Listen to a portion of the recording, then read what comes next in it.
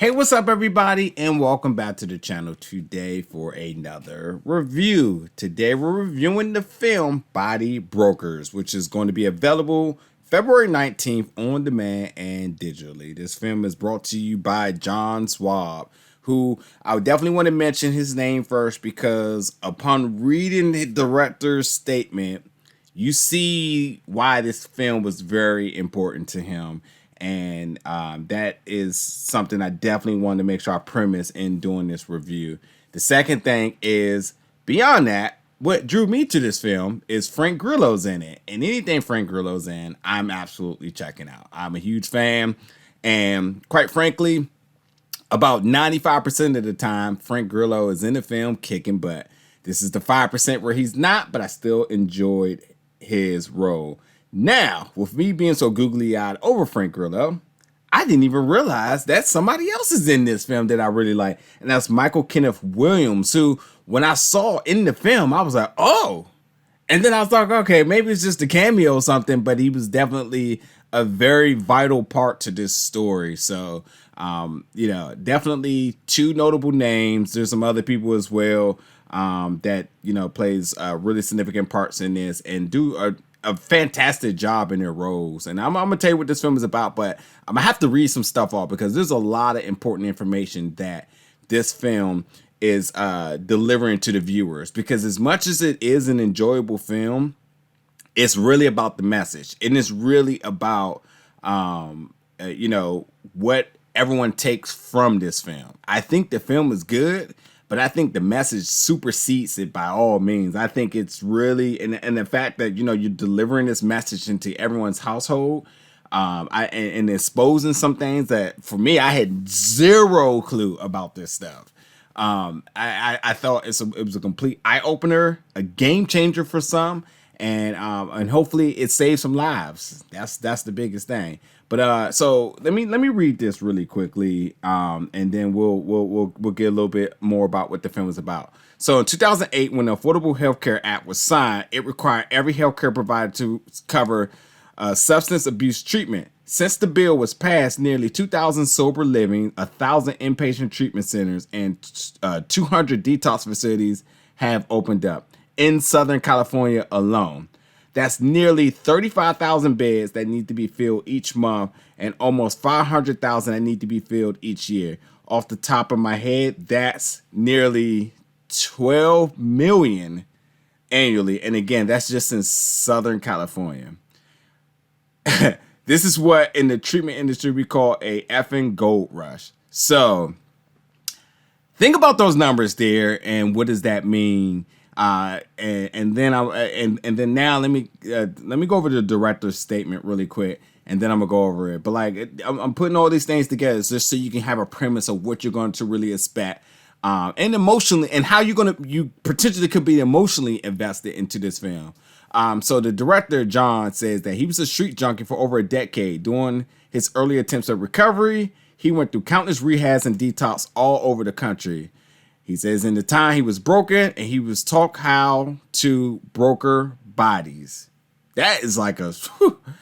But this, as he says, this is the true story in a multi-billion-dollar insurance scandal within substance abuse treatment industry. The FBI recently raided several of the largest treatment centers in Southern California for body brokering and insurance fraud, with more to come. So I'll just leave it at that.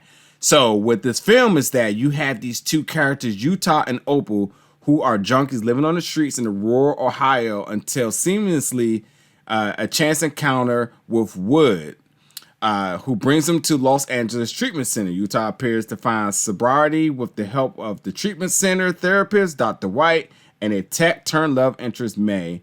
They soon learn that drug treatment is but a cover for a predatory business, enlisting addicts to recruit other addicts. Utah's no exception.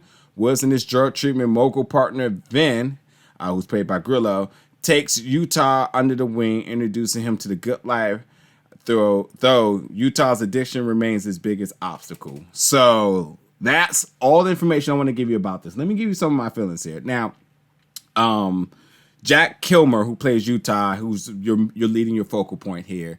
I enjoy the dynamics of this character, seeing him as a struggling addict, seeing him recover, seeing him find love. And I feel like it's really genuine in the role, like it's authentic, shall I say. Seeing folks that I know who are addicts and struggle with certain substance abuse, seeing this transformation, seeing it on screen, absolutely felt it hit close to home, because like I've seen people in these states, and I thought he did a good job in portraying that role.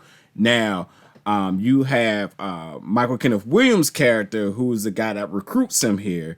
Now, I have to say that because I had no clue, and the character Wood, I had no clue of this type of thing happening here. It is so alarming how, like, that character comes off as a good guy, but in actuality, he is a huge part of the problem. So, Michael, I think he just does a good job, really always being charismatic in any role. Definitely dropping sprinkles of humor, but at the same time being kind of menacing at times. And I just think overall, I just enjoy his performances, and I just love his versatility, how he just truly can really body any character. So another hats off to him. And then again, like I said, with Frank, a very minimal role here. He's the cash cow. He's the face of the company and so on. So you're not getting much for him, but just the playboy lifestyle, all lavish, but very business centric. So, white collar, shall I say, but you typically don't see that. So I definitely appreciated his role there.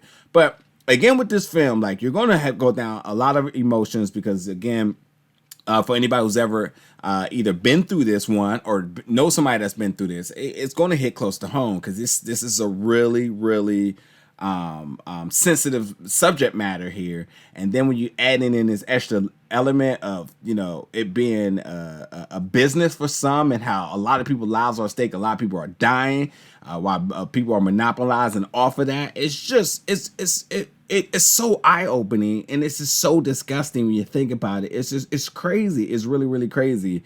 So again, while the film is entertaining, you're going to be drawn in about the events and everything, and how it happens, kind of trying to understand how the business work and all the different stakeholders involved with it. But at the same time too, like, as much as the film is enjoyable, I think it really is about the message. And obviously this is a really passionate project for the director, as he experienced this firsthand. And so, looking at this film is, you have to take it with a grain of salt that is as authentic as possible. And so, you take that film, plus you take other life experiences, again, for either dealing with this yourself or witnessing somebody who's been through this, and it hits certain places. So with this film, as it's being billed as a crime and thriller, you definitely will enjoy this. You're going to soak in a ton of information. You're going to go through a bunch of different emotions. You're going to see good performances. And overall, it's a solid film. Definitely the first of its kind of films I watched this year with this type of pacing and this type of a strong message, and I definitely appreciated it. So, but yeah, Brody Brokers is dropping again February 19th on demand digitally. Folks, let me know in the comments what you thought about this when you check it out. And as always, everybody stay safe, much love, and I'll see you around for another review very soon.